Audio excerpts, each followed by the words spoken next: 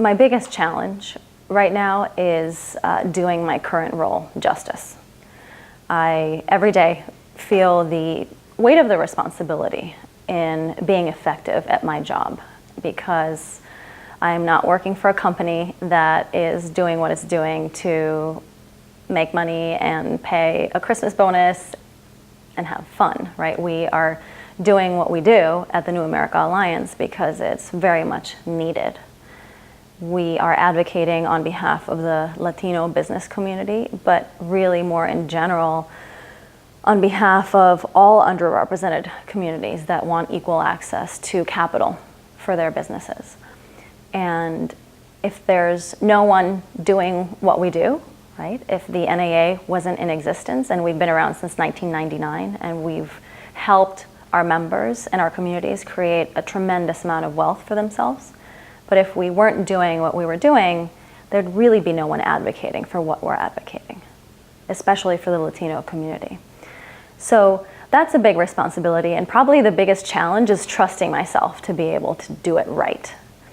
But we have a long way to go in terms of making sure that Latinos aren't just a fraction of the businesses that are being, or represent just a fraction of the businesses that are being built, or the investment funds that are being created and that are raising capital, right? That's the goal. We have a very, very long way to go. I recently, really in this role, the other big challenge is learning, right? Really speaking the language and learning more about government and policy, because that's a big part of advocacy, is you have to be involved on the policy side. And I've been reading a lot of studies, and one of the most interesting ones recently is the Knight Foundation study, Diversifying Investments, and it's Knight Foundation and Professor Josh Lerner from Harvard University. And it essentially shows that only 1.1% of all dollars in the markets are managed by women and minorities. 1.1% out of about $70 trillion. And Latinos are a fraction of that, right? So yes, the NAA has been around since 1999.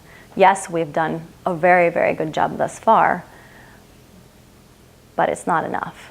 We have a very, very long way to go, right? And my challenge is to multiply the effect that we've had in the last 18 plus years.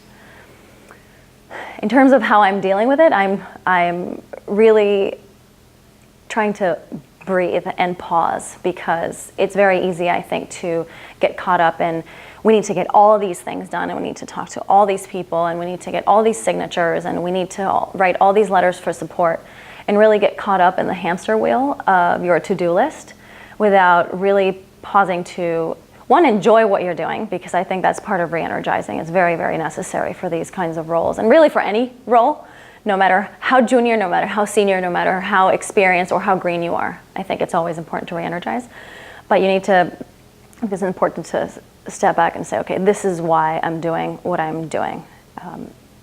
And like any role, it has its days where you feel so empowered and you can go for hours, or days or weeks, and you can say, I don't even have to eat lunch because I'm so energized, right? And then you have some days where you're just feel like sometimes you're banging your head against the wall and not really getting done what you want. And so in terms of dealing with the challenges, is really taking a moment to kind of pause and make sure that you're keeping yourself on track and re-energizing. That's key for any role.